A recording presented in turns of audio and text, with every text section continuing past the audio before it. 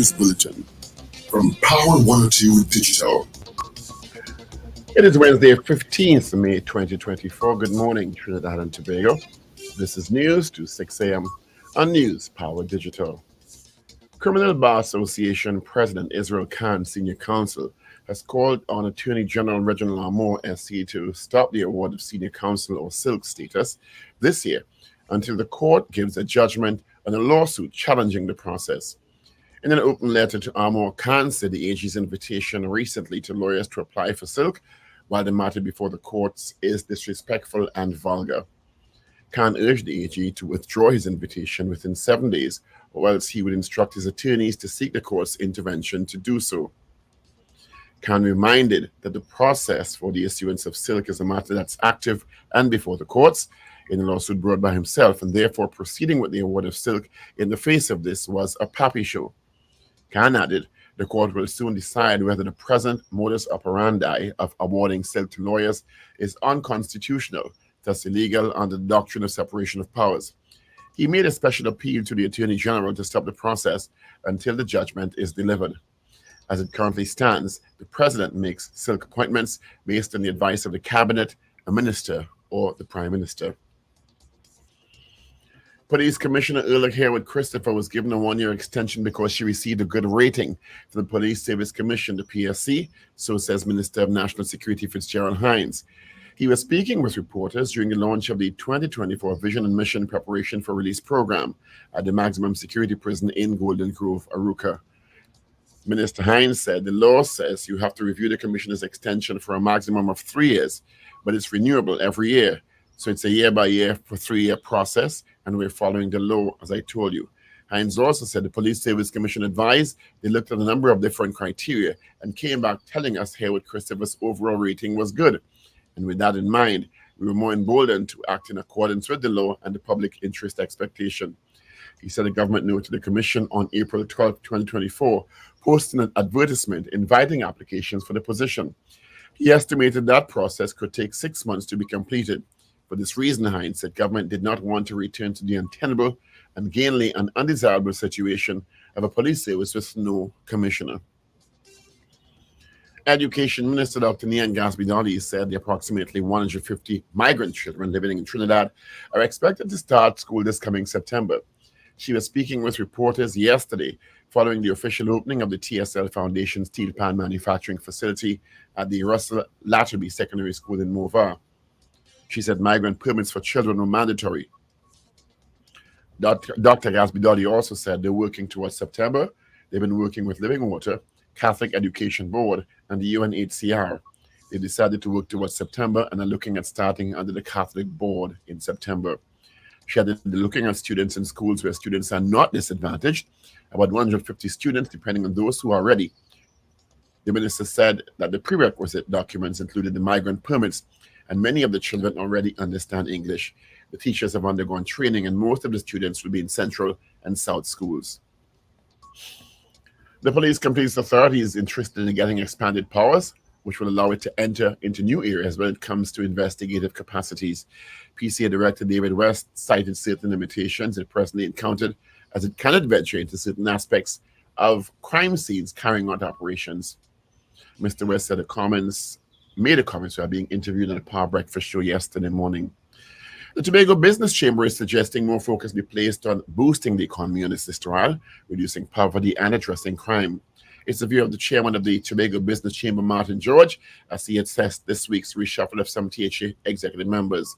In a video, George said the latest move should not be getting immense attention. There are more pressing matters to be addressed, including getting Tobago's economy back up to a level of competitiveness.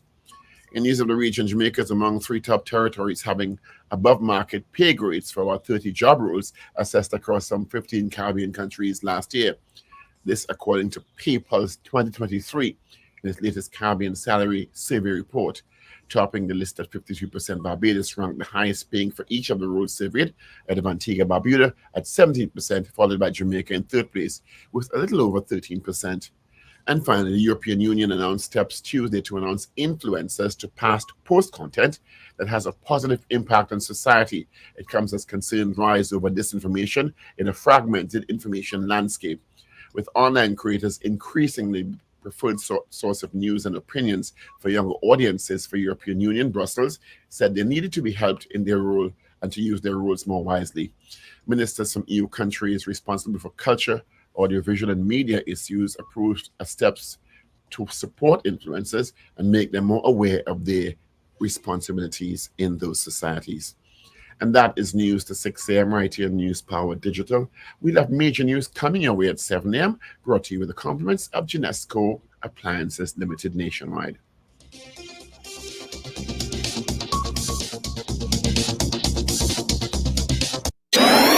Up to date and credible. Power 102 Digital.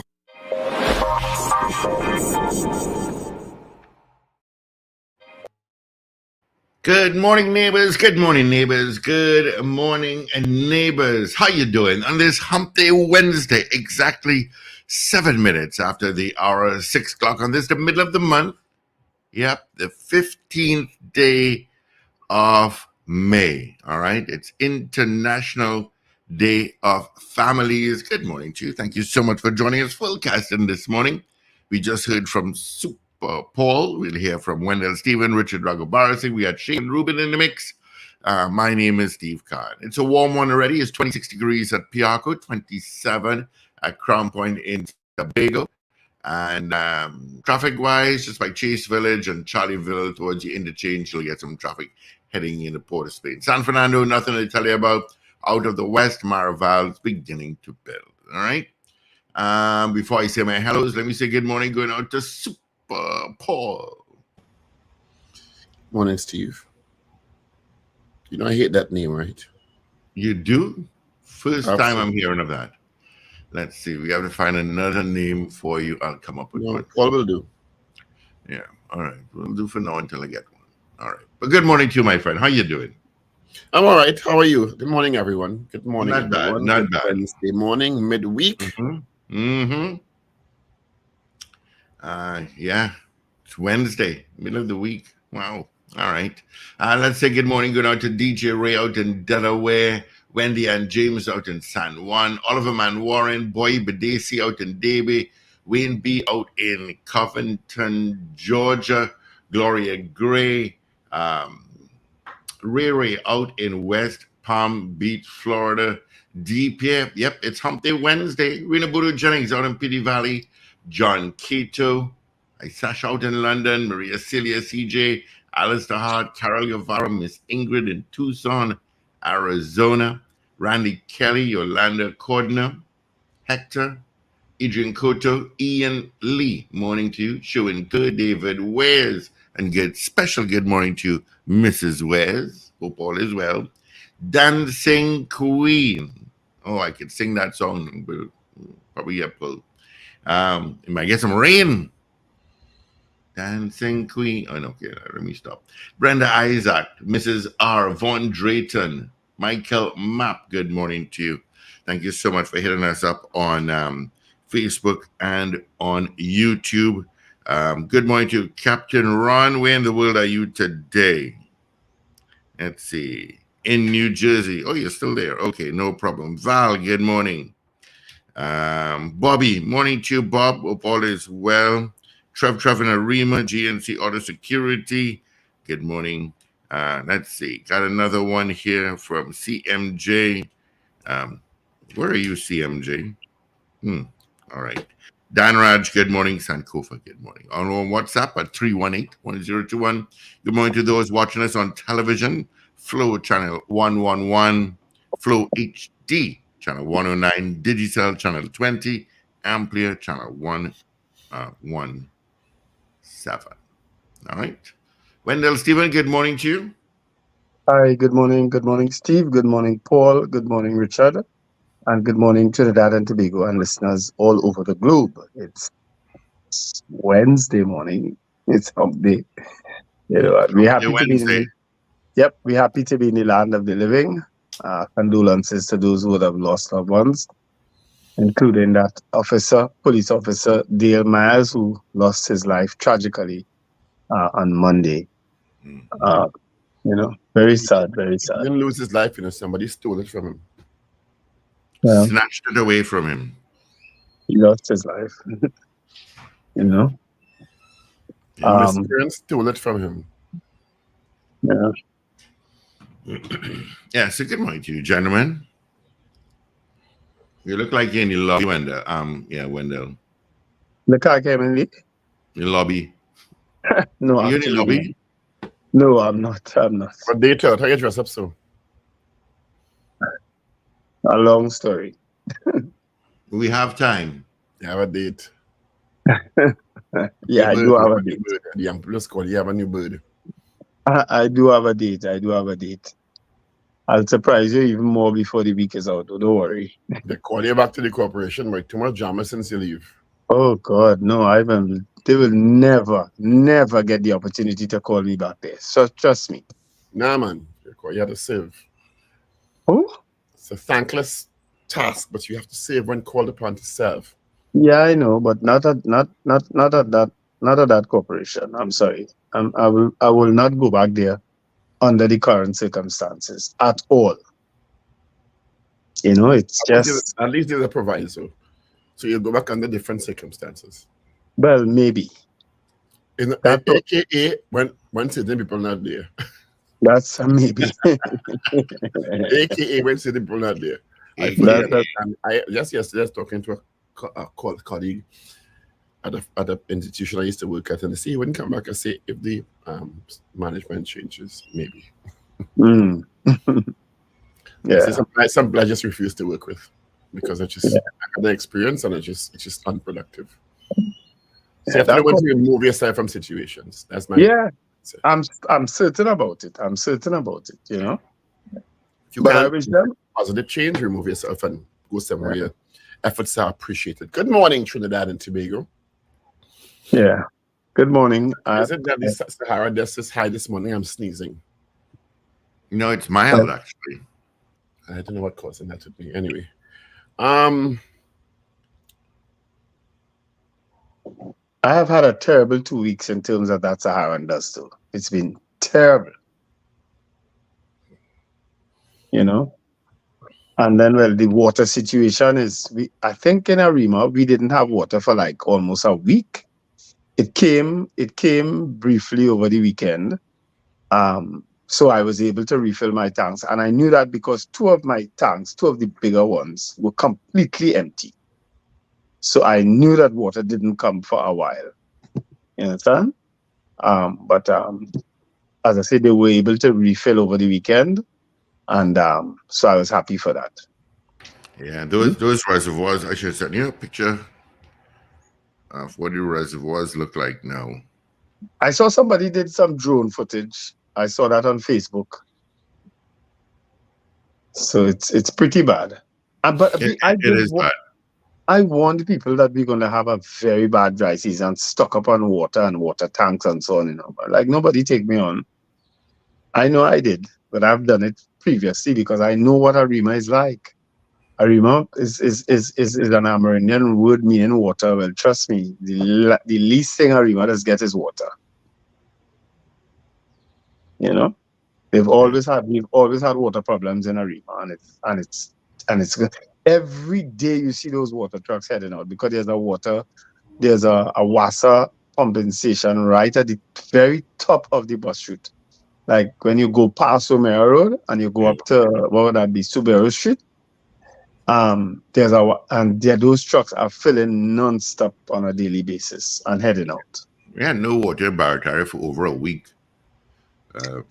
Finally got some, but now we have a pressure issue.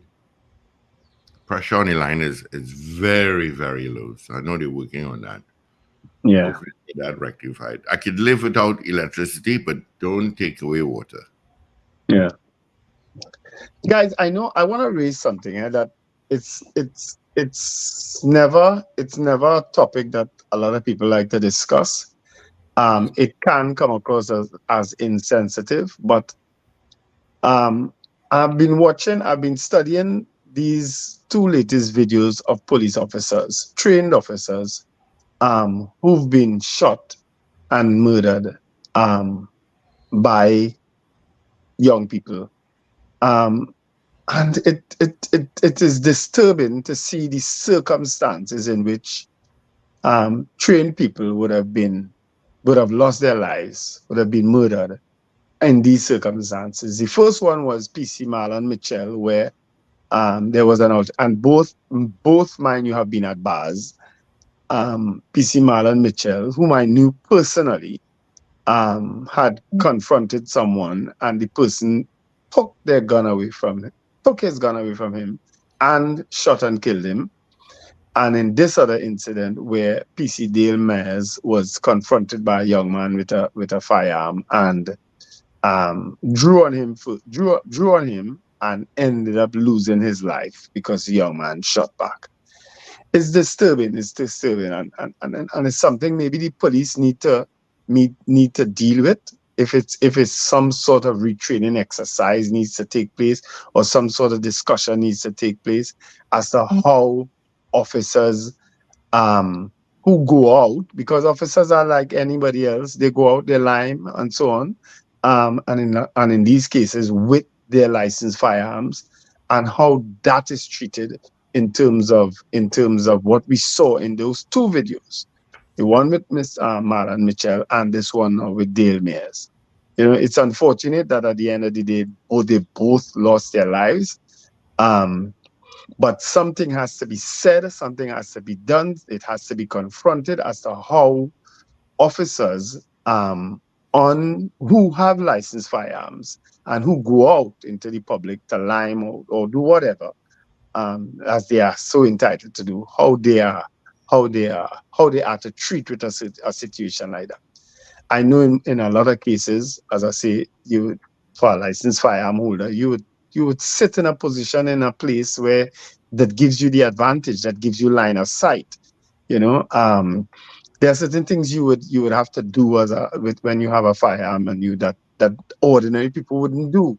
You probably don't drink, or drink less, or as I say, walk away from certain situations. In the last one, of course, he was confronted by a young man with a gun.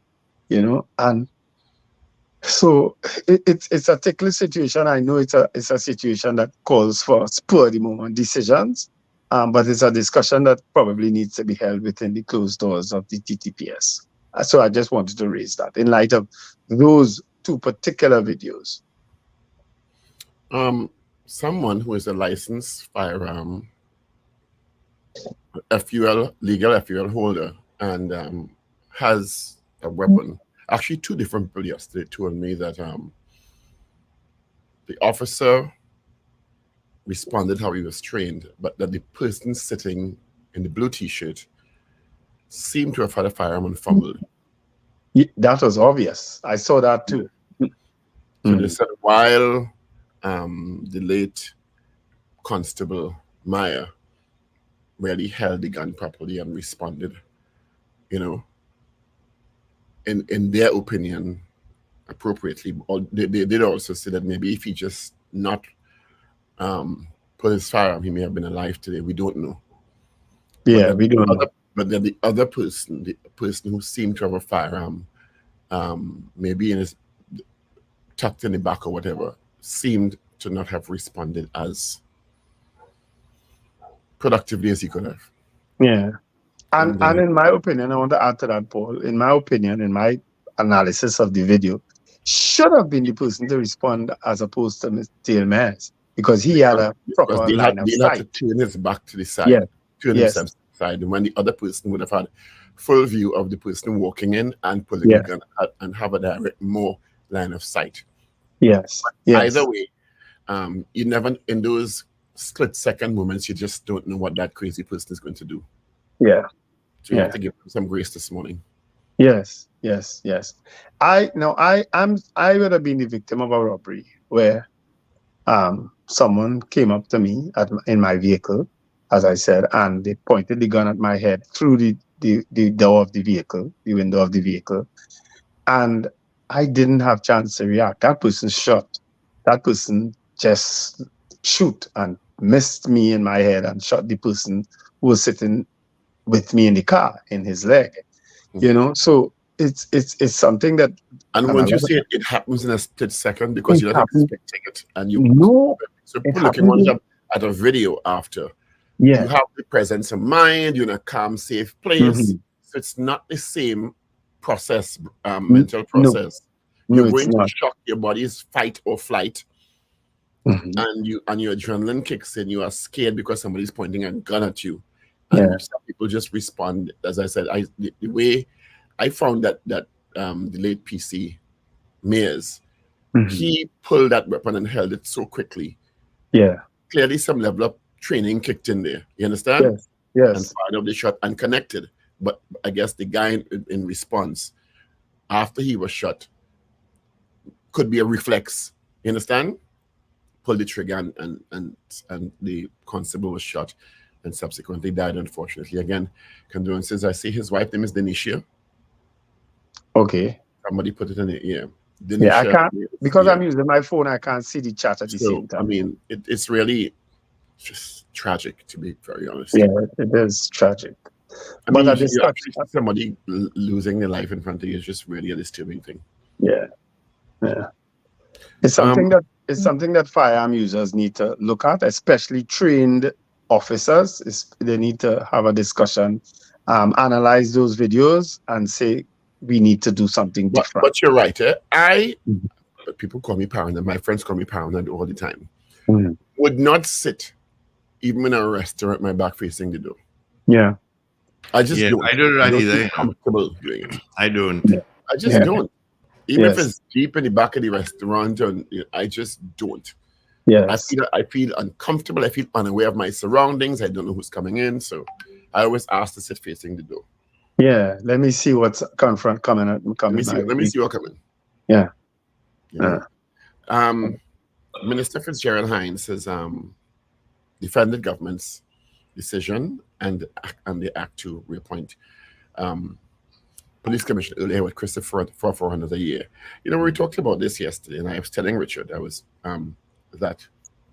he said that the minister, that is, that the government had noted that the commission on April 12th, 2024, which is just the other day, about just over a month ago, put out advertisements for a commissioner of police. Right? Mm-hmm. Minister Hines says he estimated the process could take 6 months to be completed. So when I saw that, remember I said so last week? We spoke about that. I said so. And I said, but this is the commissioner's tenure ends in a month. I said as a fait accompli because they can't assess applicants. The only person who they would have had material information and interaction with about her tenure is the incumbent. Right. And also they would have vetted her previously for the first term. Right? So how can we process any new applicants in a month? So when I saw that, that's what I was saying right time, it was a fait accompli. Yes, yes. It was a done deal. So all and I told somebody over the weekend, why didn't they just announce it over the weekend? I said, new cycle. Yeah. They knew it was a contentious reappointment. They knew that. They knew people had concerns about Mrs. Hill Christopher's performance and the management of the service in terms of results, performance results, right? Right. So announcing it Friday would mean you have the whole weekend for talk. Even while the House of Representatives sat on Monday and a question posed, the Attorney General said, you will have information by tomorrow. Yes. And it's only after 6, while the sitting was going on, the release came out. Yes. It's all because they knew the responses would not be all favorable. Yeah. I think too, and I had said it on the show and we had discussed it. Clearly Mrs. Herod Christopher also got wind because remember she had kind of disappeared from the public light. Clearly got wind that she would have been reappointed because she suddenly started showing up at places that people used to say criticize her for not showing up at before, which is murder scenes and so on, you know. Clearly she got wind that, you know, because it was kind of obvious that nobody else was on the horizon. Nobody else was going to be appointed. To me, they looked very obvious because who you would have appointed really? And maybe the PSC, the Police Service Commission, need to come and tell us where are they with the applicants? How many people who have applied? You understand? Give us a position as to where they are because they sent out an ad, not so? People would have been spot. I think you should. I think you should consider it's Wednesday. Play lotto. You have a better chance of getting that. 6 million. Okay, play lotto because you ain't getting a hold from the PSA. Anyway, Minister Hines said the commission assessed this year with Christopher's performance. And let me read that. I want to go verbatim. Yeah. And said she got a good review. They looked at the number of criteria and they said that Mrs. Here with Christopher got a good review. I don't know what that means, but I guess their metrics. Her overall rating was good. I don't want to miss adding anything to it. Her overall rating was good. But they would have their metrics. I mean, we have some different idea about the metrics because it's been made public before, unless it's changed. Public confidence, management of the service, account management. You understand? There's a certain number of criteria that they judge because it's not the first time that we saw it in the public domain. Good morning, Mr. Ragoobarsingh. Hi, good morning, guys, and good morning, Good morning, morning, Council. Morning, Council. You better hold up the application, Israel. Can't have that. Don't want to apply yet. Yeah, don't apply yet, Rich. Israel a little upset. Senior said he called on Attorney General Reginald Amo, also Senior Counsel, to stop the award of silk because there's a court judgment looming on the issue related to how silk is done in this country. Is that so? And the application I for remember silk that coming last year. Senior Counsel Khan said that the present procedure is a pappy show. Remember that real back in the last year, who gets silk and who ain't get silk. And they had bacchanals in the past. Yes. Right? None more so than in 2011. The president makes silk appointments. And of course, silk is a very prestigious accolade for any attorney at law. One, it gives you a certain level of prestige in the field. And two, your prices raise. Right? You get more money. You get more money. Well, that goes with the prestige, boy. I have a problem with it, really. That's absolutely fine. Wendell, people with doctorates can charge more too. I'm sure. Yeah, and they do. I'm sure. Yeah, particularly when it's not honorary. Richard. Oh, one there, boy. Look that he just slapped down Singer Francisco and choked that. I think those gentlemen deserve it. I think they deserve it. They didn't charge more than nice. Anyway, the president makes silk appointments based on the advice of the cabinet, a minister, or the prime minister. And Mr. Khan Sr. says that this present process, but he's taking it to court. And because he says it's unconstitutional and illegal under the doctrine of separation of powers. And in the last couple, well, not last year and years before, there were several controversies over the appointment of silk. Let me just leave it like that. Is Reginald Amo a senior counsel? Yes, he is. Yes. But Faris Al-Rawari was not. No. I thought there was a custom that the Attorney General be made a senior counsel. No, there is no requirement. Oh, in Barbados? Okay. In Barbados. That's what I say. It happens somewhere. Sent to certain offices, you are processed for silk. Because Ivor Archie as Chief Justice is not a senior counsel. No, he's not. He's not. But in Barbados, if you become the Chief Justice or the Attorney General, the custom is, the convention is that you are awarded silk. It's like the president in Trinidad and Tobago. Once you become president, you are awarded ORTT because you can't be giving people ORTT and you're not a ORTT. Exactly. Which is why I find it strange that even our Chief Justice is not a senior counsel. Yeah. That's very strange. Actually, you're right about that. Yeah, we don't have the same system. You know, that's strange.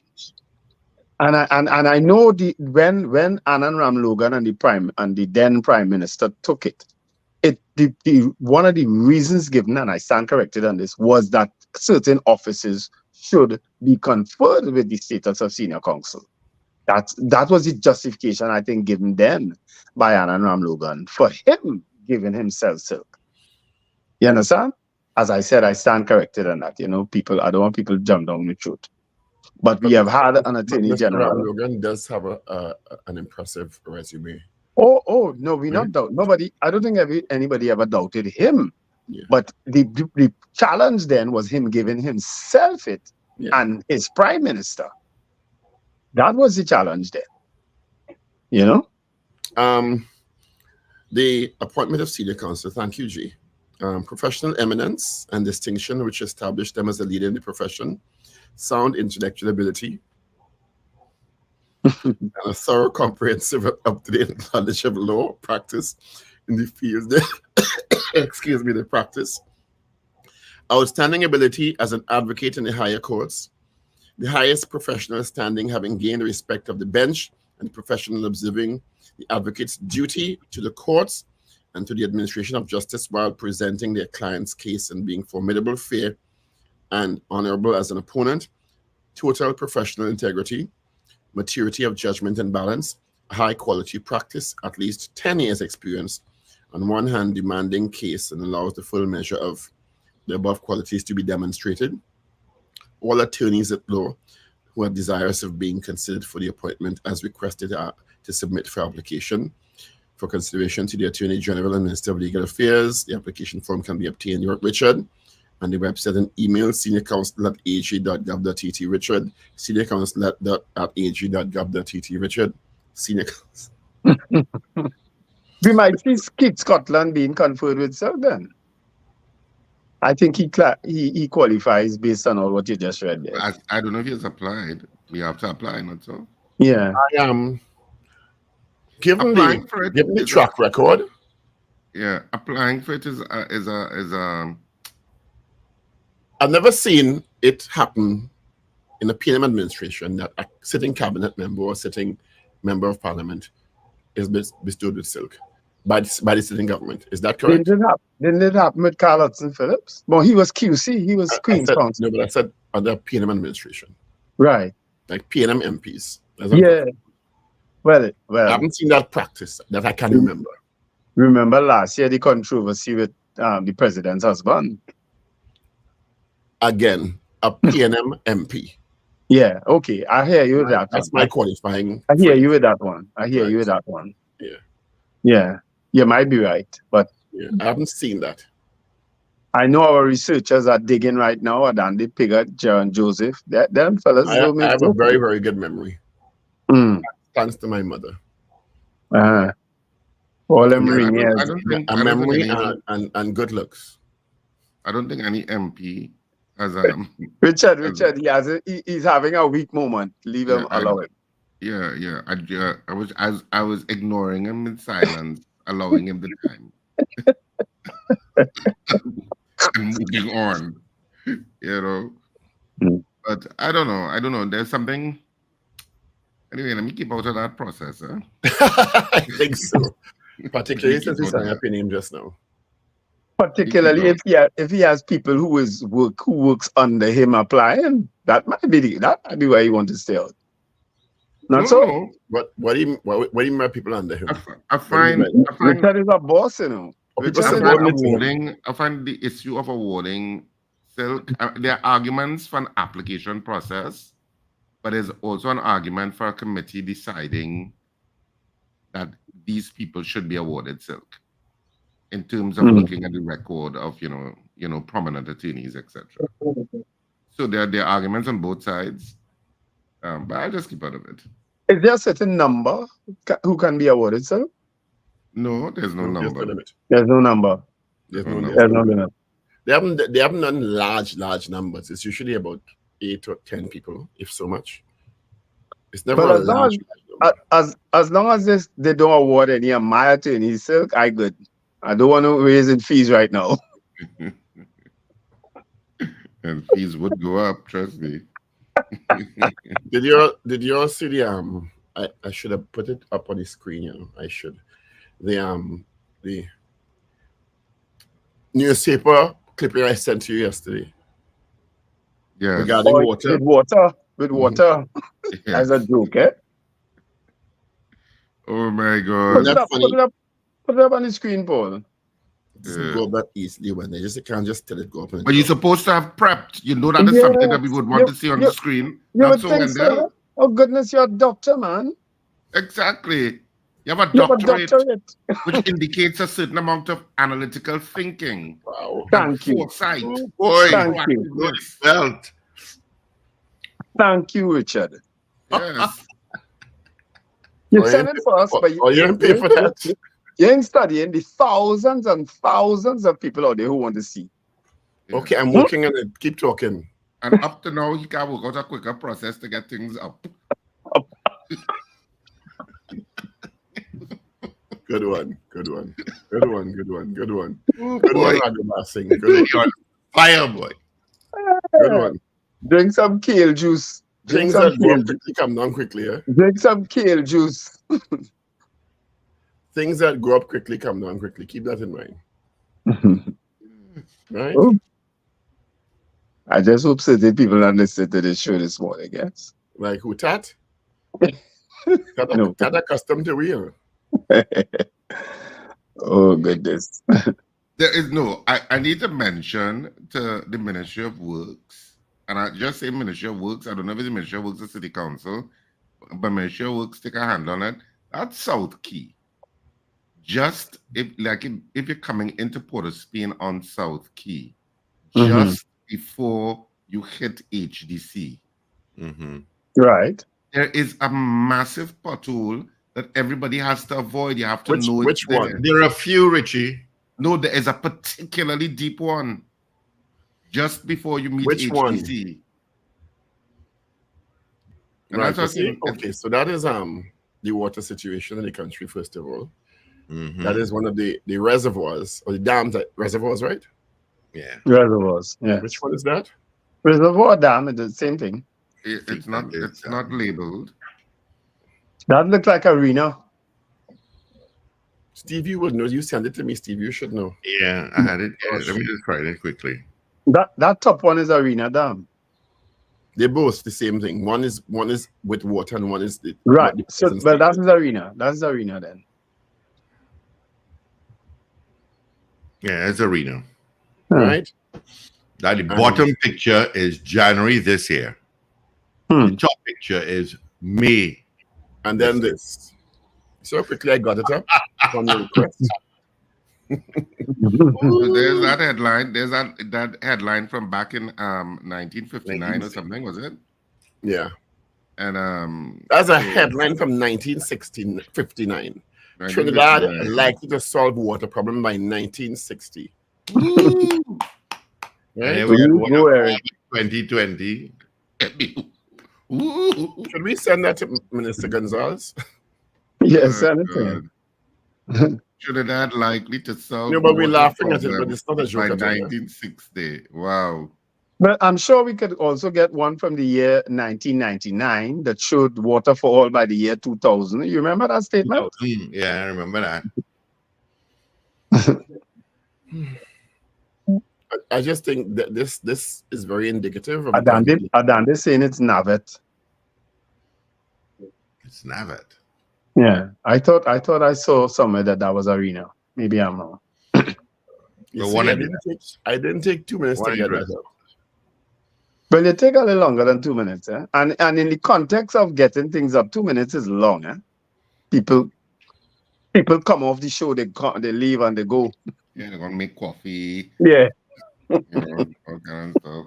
The other things you can do while you are sending, you know. Oh, I didn't know. Sorry.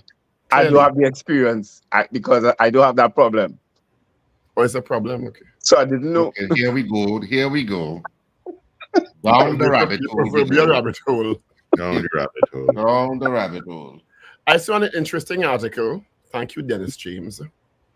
Jamaica is among the top 3 territories having above market pay grades for 30 jobs assessed across 15 Caribbean countries last year. PayPal's 2023, in its latest Caribbean salary survey report, indicating topping the list at 53% is Barbados, that has the highest paying for each of the roles surveyed, ahead of Antigua and Barbuda at 17%, followed by Jamaica in third with 13%.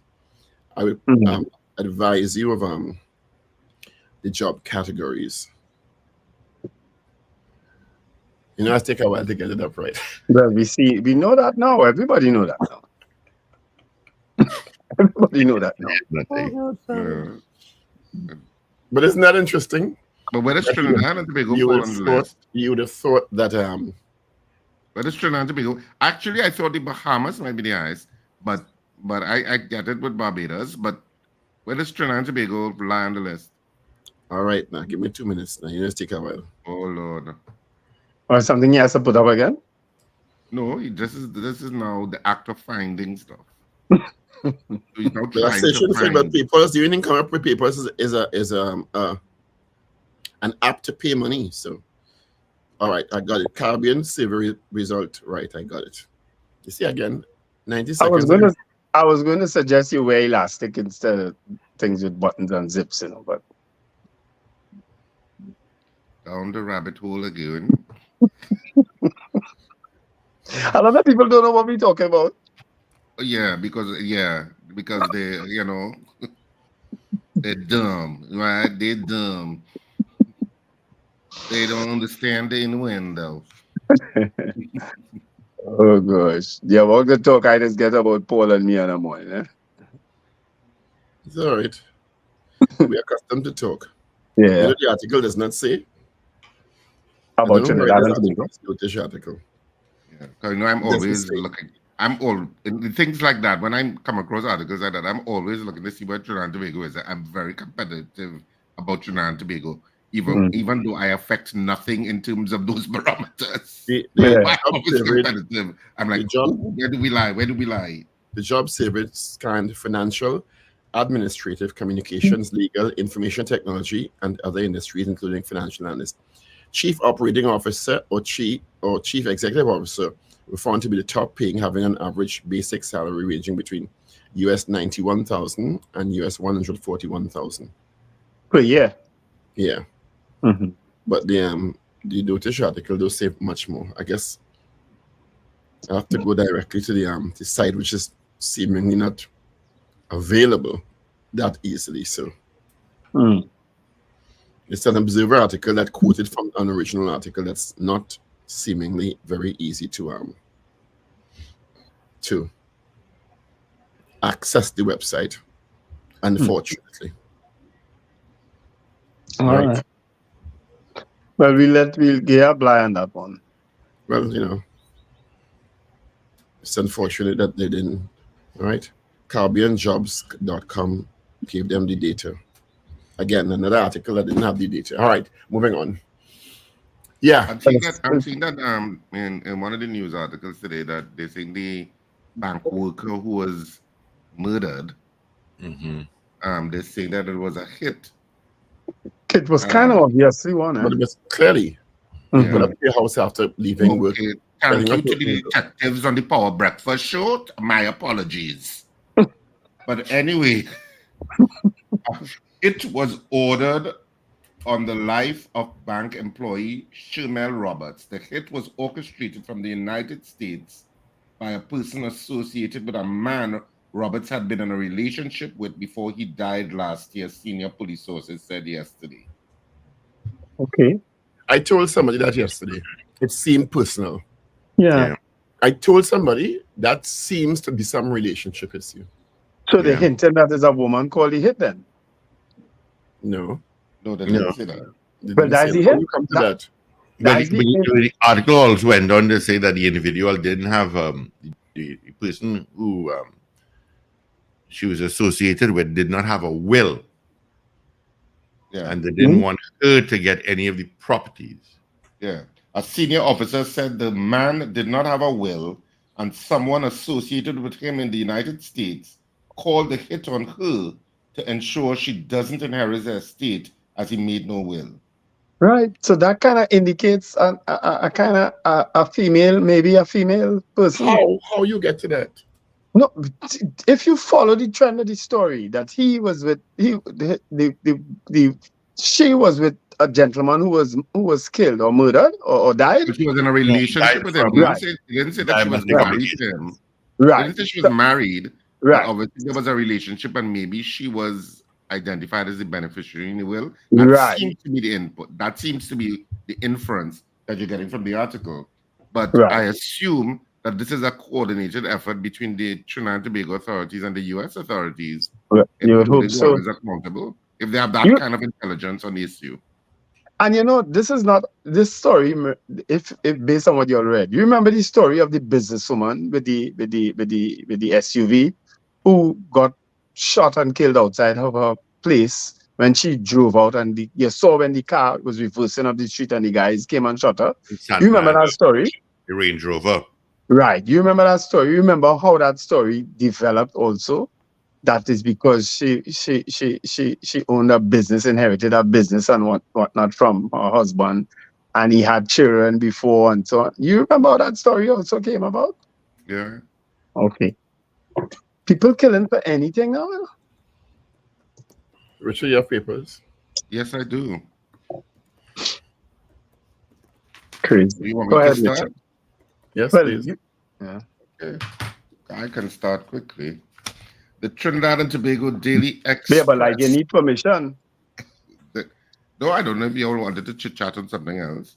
No, it's something like you just need to hear the word go. Because two of you all are expert policemen and investigators, I thought you all might have further opinions on the story.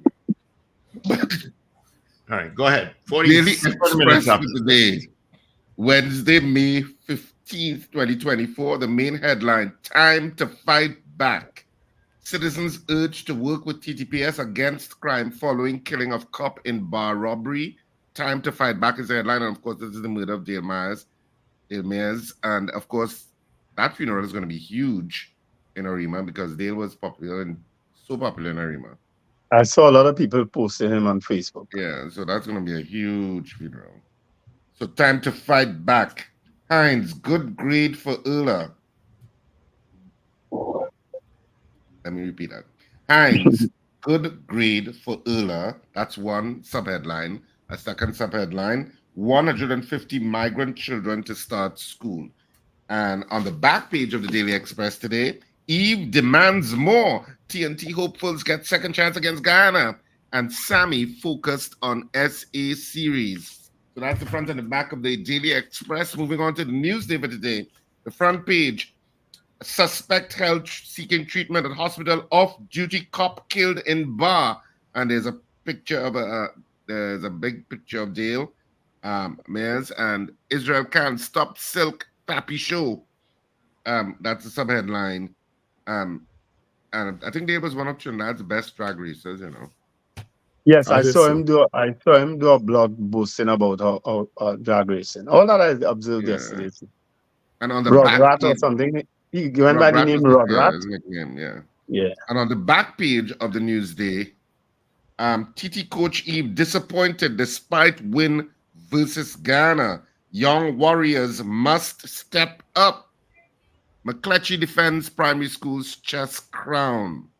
That's it for the front and the back of the Newsday. And on to the final daily for this morning, the Trinidad and Tobago Guardian. Headline, no choice but Erla. National Security Minister explains decision on reappointment, says Police Service Commission gave her a good grade and government was guided by the law. Cop shot dead in bar. And there's a picture of the crime scene. Homicide police officers leave Unique Bar and Restaurant Montrose Main Road Chagonas yesterday after investigating the murder of PC Dale Myers inset during a shootout with a bandit on Monday night. Green light for 200 migrant children to attend school, and baby dies after being found unresponsive at daycare. God, that's going to be tragic for those parents. Yeah.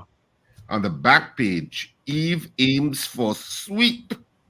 That's the main headline, and that's all you need to know on the three dailies this morning in terms of the headlines. Over to you, Paul. Well, I have two potential questions. Yeah. One has to do with the award of silk. And if people approve of the present method for awarding silk, And the other one is related to the Police Service Commission, and they should tell us, they should make public the metrics for the assessment of Mrs. Hayward Christopher and her reappointment. Police commissioner. I mean, I prefer maybe the second one. I don't know how interested people are in Silk. Yeah. All right. While you guys come up with that, let's get the results of our morning poll from yesterday, where we asked you, do you support the year extension to the tenure of Commissioner of Police Erla Hayward Christopher? All right. That was our poll yesterday. Give your results right after this. Shop Mega Mattress Deal for Mom at Furniture Plus. Get queen mattresses starting from just $699, plus up to 25% discount on bedding accessories. Hurry in today for these mega deals. Check the press and social media for details. Welcome to Genesco Appliances, your trusted partner in Trinidad and Tobago for 25 years. Experience innovation with our inverted technologies refrigerators designed to slash your electricity bills. Discover the versatility of our dual function chest freezers, switchable between refrigeration and freezer mode. Available in 5 and 7 cubic feet. Don't miss our unbeatable offer on the 13-kilogram twin tub washers, and for the aspiring chefs, 30-inch 5-burner gas stove with a built-in rotisserie oven awaits. This special won't last. Find us on FB and IG or call 351-7777. That's 351-7777. Genesco Appliances are available nationwide. Trinidad and Tobago, get ready. As we move towards a healthy lifestyle change, the Ministry of Health will be conducting a national health survey called the STEP Survey 2024 to gather information from households across Trinidad and Tobago on lifestyle practices that impact your health. Staff conducting the interview will visit your home with a Ministry of Health ID and clothing with ministry branding. All information collected will be kept confidential. So support us today as we take steps to improving the health of all. The STEP Survey 2024. Visit the Ministry of Health's website and social media pages for more information. This message brought to you by the Ministry of Health. Good morning to the Ministry of Health. Our poll yesterday, do you support the year extension to the tenure of Commissioner of Police Erla Hayward Christopher? The results are in. 62%, 62 said no. They do not. All right, let's get into this morning's poll. It's up on your screen already, and we'll tell you about it. Our poll, Richie.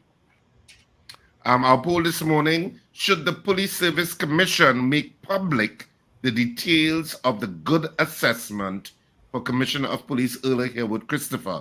I'll repeat it. Should the Police Service Commission make public the details of the good assessment for Commissioner of Police Erla Hayward Christopher? That's our poll this morning. What do you think? 222-TALK, 222-8255. North Americans, 866-525-1099. Absolutely toll-free. People who are watching us on all of the various streaming platforms, you can send your vote via the messaging portal located there. And of course, those of you watching us on cable, first of all, hi, and I give you a wave. And all of you watching us on cable, you can vote via WhatsApp at 868-318-1021. That's 318-1021. The poll one more time. Should the Police Service Commission make public the details of the good assessment for Commissioner of Police Erla Hayward Christopher? Interesting. The Guardian opinion this morning is titled "Proper Explanation Needed for Erla's Extension," and they chide the PSC for being tardy in the search for a new commissioner, and of course they're calling for more information on the assessment and extension. You writing opinions for the Guardian too now, Senator, Doctor? No, they don't pay for that. Okay. All right, well, let's get some results going here. Boy Bedesi says yes. Good morning to you, Michael Robinson. Anthony Franco says yes. Josie Richardson says yes. David Wiz and the Mrs. Good morning, Mrs. once again. So that's a double yes. Royalty Forever. Kieran Yipnow, yes. Royalty Forever said yes. Richard, you're writing, right? Yeah. Vianney Warwood says no. Michael Robinson says yes. Wayne B says yes. Ian Lee says yes. Roger Beaver says yes. Miss Ingrid in Tucson, Arizona, absolutely yes. CJ New York says yes. Good morning, CJ. Yeah, morning, CJ. Bobby, Morning, morning, CJ. Bobby once again says yes. Captain Ron says yes. Dre out in Rio Claro, probably heading out, says yes. Eve out in Chicagoana says no. And Trinity Jam says no. All right, that's on WhatsApp at 318-1021.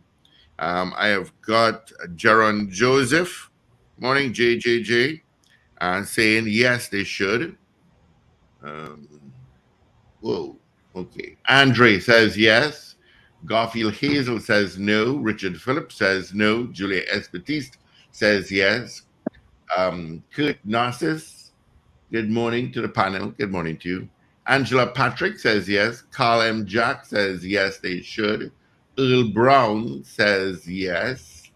222-8255, toll-free North Americans, 866-525-1099. Give us a call on WhatsApp. You could message us at 318-1021 on Facebook, on YouTube. Michael Mapp says yes. Let's grab this call. Good morning. Good morning, gentlemen. Morning. And hell no. No. You're going to know that for. All righty. Thank you. Good morning, Julia Espatiste. Yeah. Good morning, of course, to Mrs. R. I don't know if she's on this morning, but she is already. Oh, she is? Okay, I'm not looking in the comment section. Brennan Smith, which is Beefy Smith out in Goodwood, Tobago. I see you want to put a Marriott up there too, boy. Says yes. Hector says yes. What says you, caller? Good morning, Steve. This is Trini Jams here. Mm-hmm. I did not say no. I said yes. You said I said no. Wait, let me see if I can find it No, here. it's yes. You are yes, but without one of the no. Oh, yeah. Oops. All right.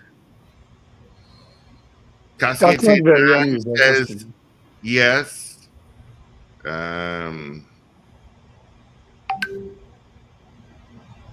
Yep.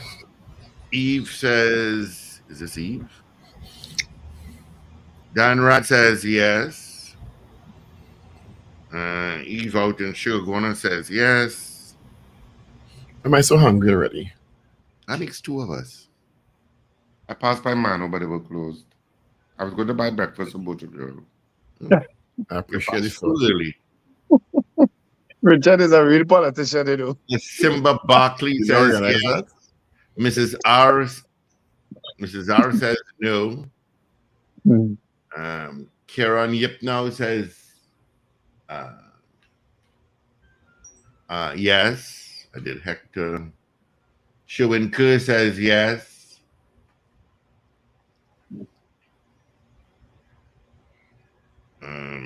Our poll this morning: should the Police Service Commission make public the details of the good assessment for COP Earl Harewood Christopher? That's our poll this morning. What do you think? You know, we always want to know what you think. That's why we do our polls. So 222-TALK, 222-8255, North Americans, 866-525-1099. People on the web and the app, send your votes via the comment sections. And of course, people on television, on cable, watching us, you can WhatsApp us at 868-318-1021. Should the Police Service Commission make public the details of the good assessment, and the good is in inverted commas, for Commissioner of Police Earl Harewood Christopher? That's our poll this morning.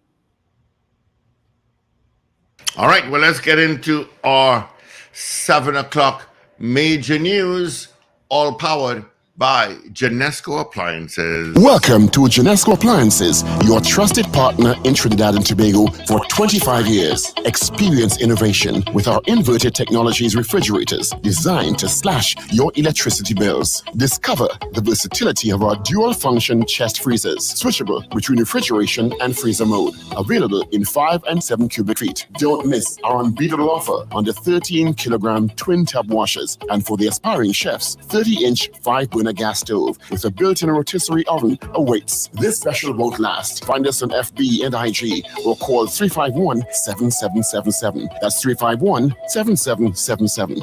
Genesco Appliances are available nationwide.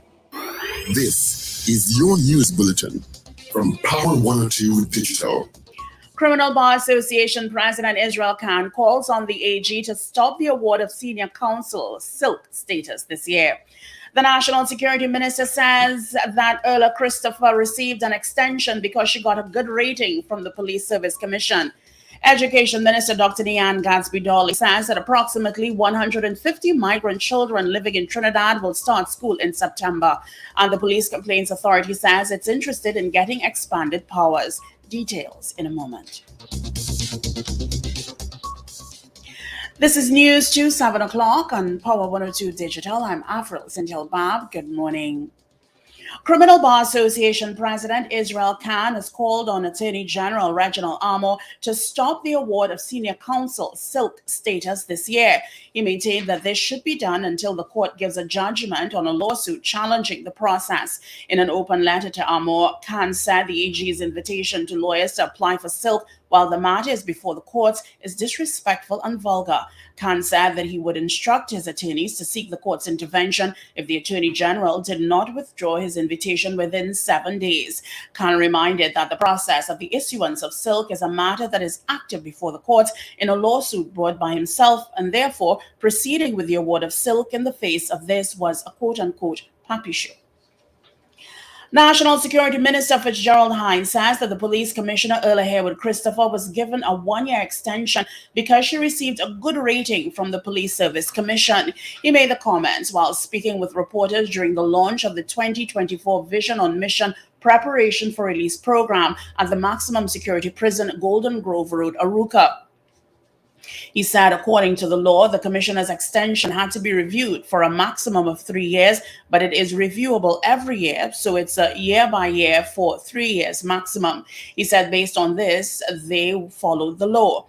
Hines said that the Police Service Commission advised that it looked at a number of different criteria and found that Haywood Christopher's overall rating was good. Hines also said government had noted that the commission on April 12, 2024 posted an advertisement inviting applicants for the position. He estimated the process could take 6 more months to be completed.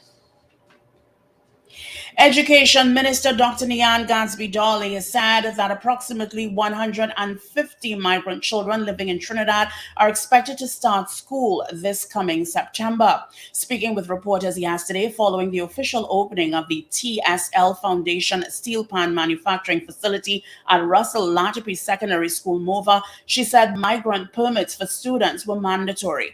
Dr. Gadsby-Dolly said they've been working with Living Water Catholic Education Board and the UNHCR. The minister also said that the prerequisite documents included the migrant permits and that many of the migrant students understand English. She added that all teachers have undergone some training. Most of the students will be in Central and South schools. You are listening to news on Power 102 Digital to 7 o'clock. The Police Complaints Authority is interested in getting expanded powers, which will allow it to enter into new areas when it comes to its investigative capacity. PCA Chairman David West cited certain limitations it presently encounters as it cannot venture into certain aspects when it carries out its operations. The PCA is an independent organization by law and investigates criminal offenses involving police officers, police corruption, and serious police misconduct and other related matters. West cited the proper securing of evidence when it comes to ammunition and dangerous drugs. He said on such occasions, the police must be called in to handle the situation as its remit does not allow for such action to be taken by the PCA. Sometimes we have gone on a crime on a scene where we have found spent shells. And we have to call in the police because we cannot touch the shells because that, of course, will be possession of ammunition, which should be a charge. We have to call the police in to come and collect the shells, which they do very rapidly, and I'm very grateful to the cooperation we have. But I think if we could handle, or we could secure scenes, or we could secure ammunition, secure dangerous drugs maybe, or something like that, or secure those kind of items of evidence, it would be a good step, because we find these pieces of evidence at the scenes that the police sometimes miss. The senior PCA official also spoke of the authorities' works when police-involved shooting takes place, adding the presence of his investigators can help inspire some level of public confidence at a crime scene or in general. One of the, stumbling blocks was that the scene, it may be a hot scene, and they wouldn't want to endanger PCA lives. The terrain may be somewhere where we cannot go or traverse, and those, etc., etc. But of course, when our officers go there or investigators go there, they will have to assess where to go and what not to do. But I think a presence there will at least give the public some sort of confidence that at least an investigation is going to start, and whatever evidence is on the scene wouldn't be tampered with. Director of the Police Complaints Authority, Mr. David West, made the comments while being interviewed on the Power Breakfast program on Tuesday. Well, finally, here is weather news for the period today till midnight. Trinidad and Tobago, mostly fair, hazy, and at times breezy, except for some partly cloudy intervals, accompanied by a few isolated light to moderate showers. There is a low to medium chance some of these showers could become heavy. Nighttime will be mostly fair and hazy. Now, in the event of heavy showers, expect gusty winds and street flooding. Sahara dust is still present in our atmosphere, so persons sensitive to this phenomena should take the necessary precautions. Look out for a forecast maximum temperature of 34 degrees Celsius at Piarco International Airport and 33 degrees Celsius at Crown Point in Tobago. Currently, it's 28 degrees Celsius at Piarco and 29 degrees Celsius at Crown Point. Recapping your headlines at 7 o'clock, Criminal Bar Association President Israel Khan calls on the AG to stop the award of Senior Counsel Silk status this year.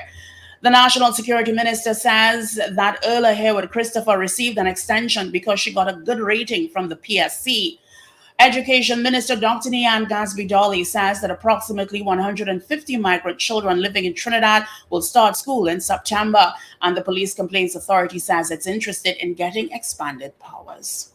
I'm Avril Sintil-Bab. That was News 7 o'clock on Power 102 Digital. Look out for more news in detail at 12 noon today, and at 8 o'clock there's an update coming your way. For more details, log on to power102fm.com. Welcome to Genesco Appliances, your trusted partner in Trinidad and Tobago for 25 years. Experience innovation with our inverted technologies refrigerators designed to slash your electricity bills. Discover the versatility of our dual-function chest freezers, switchable between refrigeration and freezer mode. Available in 5 and 7 cubic feet. Don't miss our unbeatable offer on the 13-kilogram twin-tub washers, and for the aspiring chefs, 30-inch 5-burner gas stove with a built-in rotisserie oven awaits. This special won't last. Find us on FB and IG or call 351-7777. That's 351-7777. Genesco Appliances are available nationwide. Up to date and credible. Power 102 Digital. All right. Thank you so much, Avril. And of course, thank you so much, Genesco Appliances. Good morning to you. Thank you for powering our 7 o'clock major news. Traffic-wise, it is heavy. Yep, red everywhere. Red everywhere. Charlieville headed northbound Rivulet Road, but leaving San Fernando. San Fernando is lighter than usual, actually. Just headed to Marabella and exiting the Solo onto Turuba Link Road. You got some traffic there. Northbound, you'll pick up a traffic by Charlieville. All right, let's see. Gentlemen, again, let's see if we have any more votes coming in here. Alistair Hart says yes. Adrian Cotto says no. Oscar Daniel says no. Trini B says no. Right. Let's check on WhatsApp.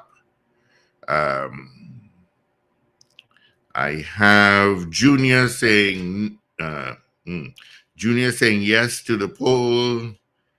I have Gloria Charles Panton saying yes to the poll.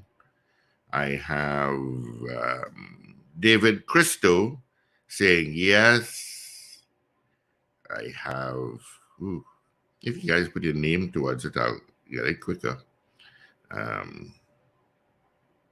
I got a yes from Reginald Budd, and we got more. Somebody says yes to the poll, Bernie. Yep, thank you, Bernie.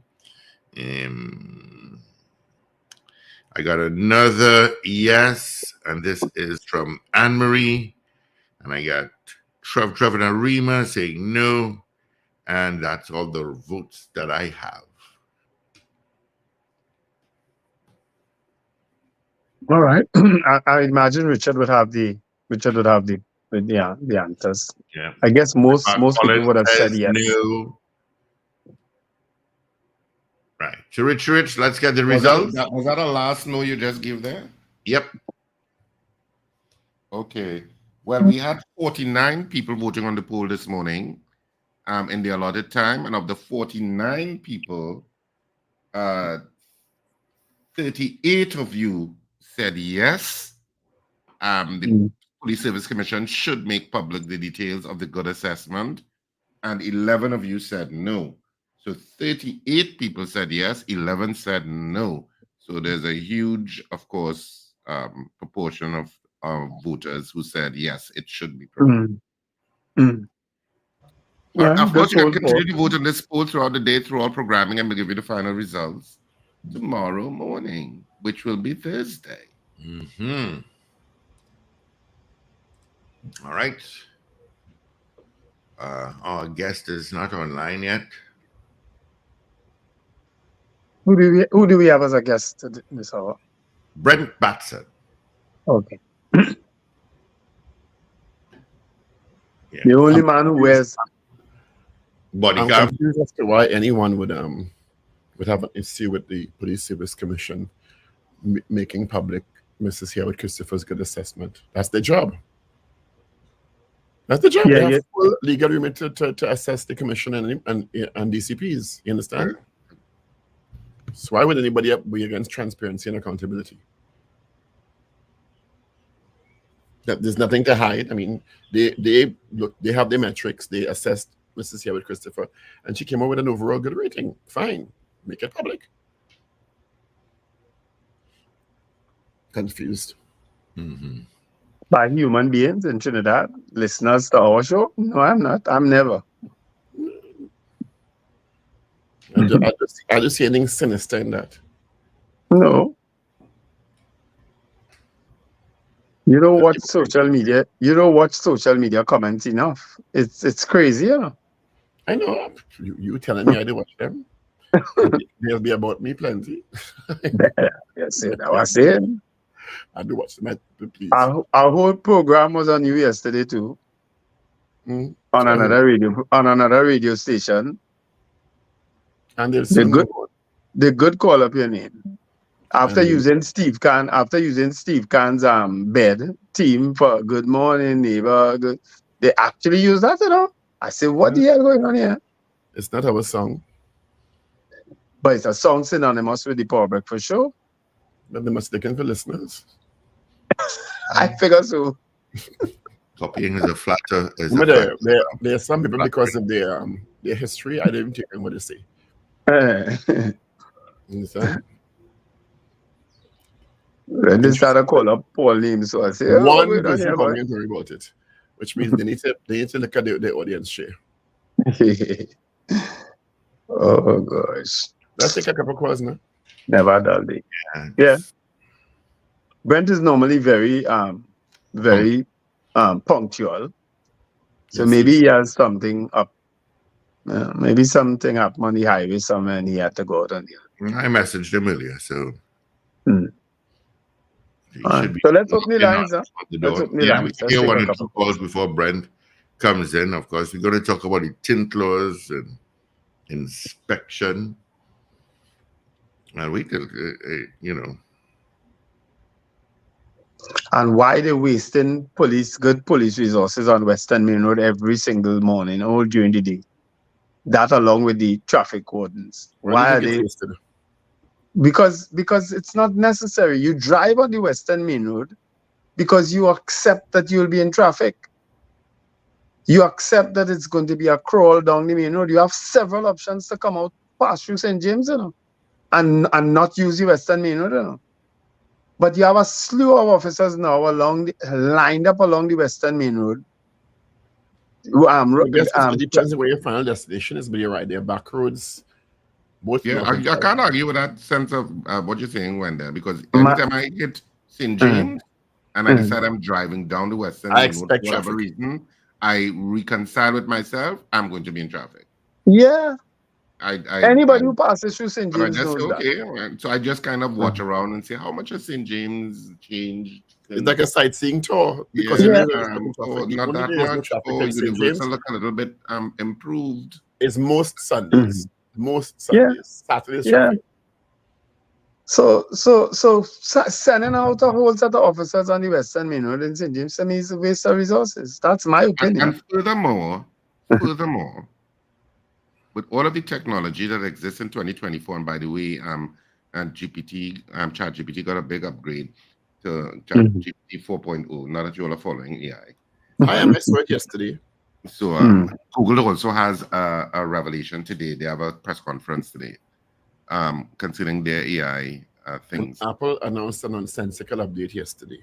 Yeah, but Apple, I don't know what Apple is doing, but Apple seems to be wanting to go into some sort of collaboration with OpenAI, which is strange because OpenAI is so heavily in bed, so to speak, metaphorically, people, with Microsoft.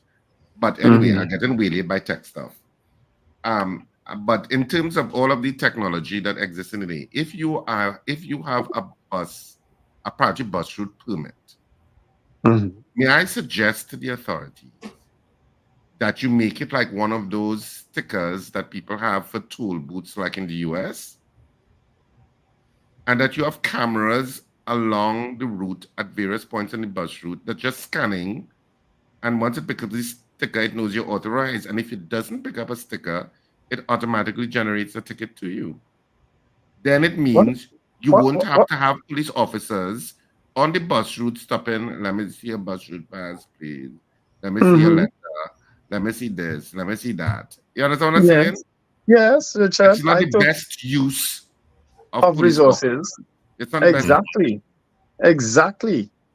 But and there then is no other method right now. So I understand that they have to use that method. What they do is they pull aside people who may not have a pass, and the people who have a pass have to be waiting while that's happening. You understand? Because sometimes they stop you in the middle of the road. You understand? To question you, and you have to wait behind. You're looking at a way of how it can be regulated without having to have the in-person reinforcement. That's what I would suggest. And I'm suggesting that there are probable ways. I'm just suggesting one. There may be better ways to do it. Well, you know how I feel about that. Anything that you can do without having to have physical police officers present is better because they can be deployed elsewhere. Well, I know one particular listener wouldn't agree with what I'm about to say, but I've said it before, is that same wasteful resources was being exercised 4 o'clock, 5 o'clock in the morning, just to pull aside police officers and soldiers and so on who heading down to their bases. 4 in the morning, you have an exercise on the bus route to get at these people who use any bus route to go to work that hour in the morning. 4 o'clock in the morning.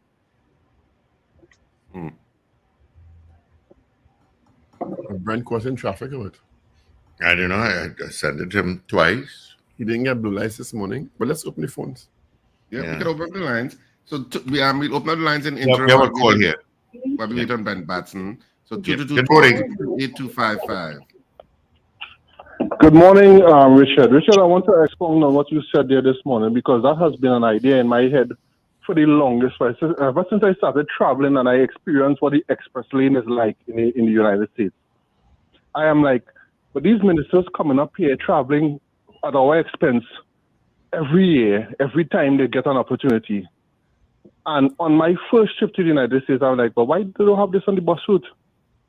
And all the bus route police now that you have, I mean, you have to have that between every light where you could come on and come off the bus route, which means you might need about 20 of those sensors. And you could now deploy all these transit police, as you call them, you rename them, and put them to do put patrol or traffic wardens or something else. You understand? And these ministers going away, seeing these things and not coming back and trying to implement anything in Trinidad and Tobago. This is why I said crime is designed, right? Crime is a plan, it's a design plan to protect this, right? This is a simple thing to put in effect. And we have this thing about Ministry of Digital Technology and whatnot, and these are the things that they need to start with. You would generate more tickets from that means, because if you have 6 days a week, traffic wardens might be out 1 or 2. These camera systems will be out 24/7.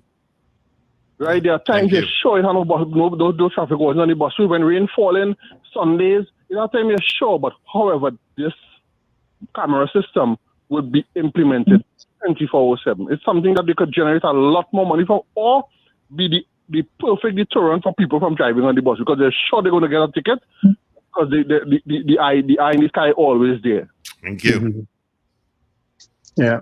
For those messaging me, I'm using my phone for the program, right? So I can't do the program and read the message at the same time. I could only do it on a break, which is what I did at 7 o'clock. All right. Brent Batson. Is that him there? Morning. You guys hear me? We hear you. We're Put not on your seeing body you, cam. but we Put hear on your you. body cam, Brent. Put on your body cam. Hang on. Yeah. I didn't realize my mic was muted. I was saying, Paul.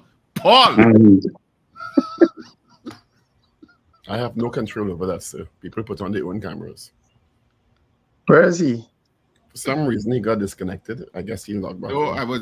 I saw Paul mouth itching to say something that, when you're on camera with people long enough, you can start seeing the signals, Wendell.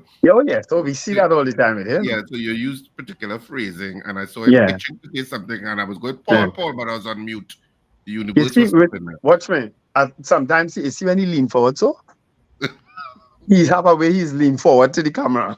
Yeah, guys, I don't know why the camera is not activating at all, but I'm here if you want to discuss. That camera you have like a body cam, boy. It's already serene surprise. Yeah, it switches off conveniently. That's what you're trying to allege.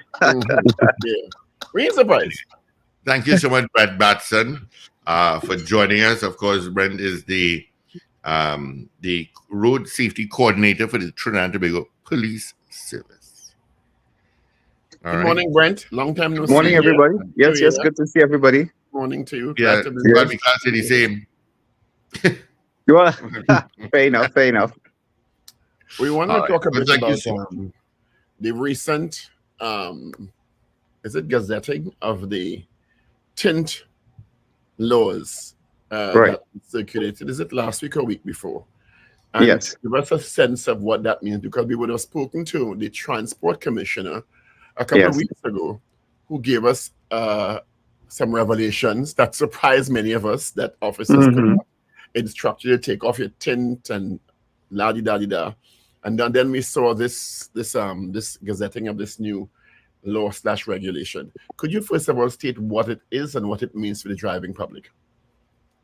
Right. So the windscreen and window tint regulations, the amendment was what was passed in recently. I think it was like a week or two, about a week ago. So what happened was that the original windscreen and window tint regulations had to be amended because there was an issue with regards to how a certain phrasing of the law was put into place with regards to putting the burden on the driver of the vehicle to carry that exemption certificate, and where the exemption was given to the vehicle and not to the driver. But some part of the law that they had to work out. So that was, and as a result of that flaw, it was shelved until the amendment was made. The amendment was completed, so now it's gone into what they call the 9th schedule of the Road Traffic Act, which makes it enforceable. Now, that being the case, and I want everybody who's listening to understand, yes, in law it is enforceable. However, there are a lot of administrative things that still have to be put into place before enforcement can take place. The last conversation I had with the Transport Commissioner, as well as the Ministry of Works and Transport, was that they are seeking to commence a parallel sensitization program again, so that persons are made aware that what the levels are. And just to remind everybody, so what the law has done is remove subjective application of the law, whereby officers are looking into that vehicle and assessing how dark they think the tint is, and put in a quantitative level, which is now corroborated by an approved device, what we call a tint level meter.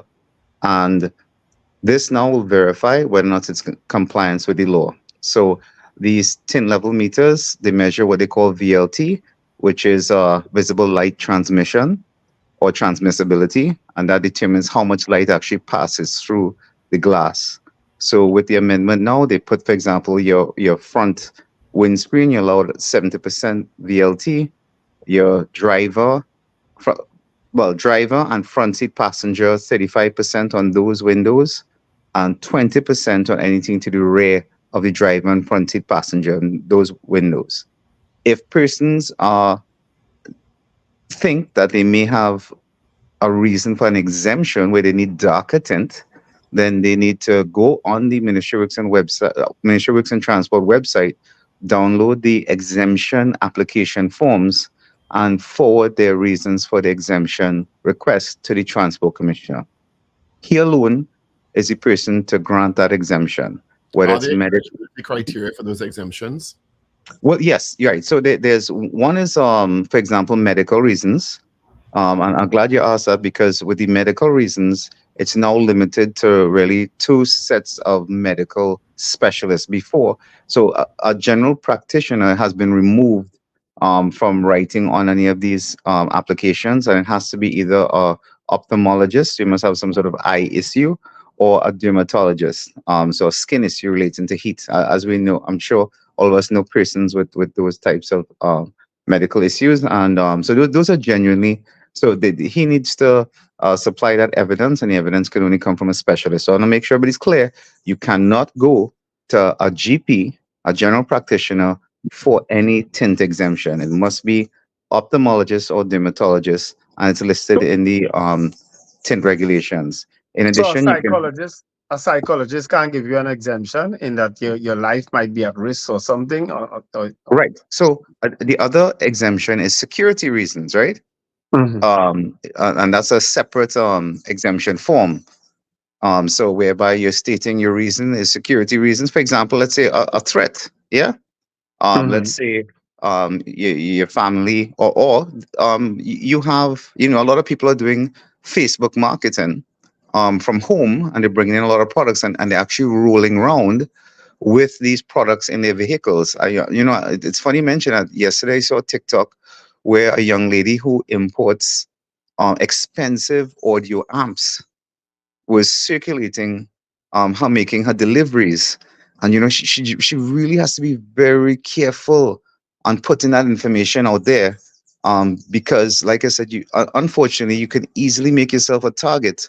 Yes, you're trying to market your business, but I think you can market it without you showing that you're moving around with over $10,000 of equipment in your car and driving on the road to make your deliveries. So the point is, you can apply for exemption for that reason. You're carrying goods, so you need you don't. There's some cars, as you don't have a trunk, like the station wagons just have this back glass, and side glass, which makes persons able to see what you have in the trunk. So that might be a reason. And if you have any other reason, then you can apply it as well.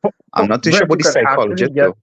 You can actually get an exemption for what you just described there, to hide your goods in your vehicle. Well, again, remember it's a case by case basis. So, for example, is it a registered business? You know what I mean? You'd have to supply the evidence to back up your request. The Transport Commission might request sales, some sort of ledger, whether or not a limited liability or your sole proprietor, and then your bank account sales might have to be produced to him for him to say, well, actually, you do have a legitimate business operating. Yeah. Why What? is that What? Do you Trinidad have is those why meters? is it that Trinidad loves to give the authority to one person to approve things like that?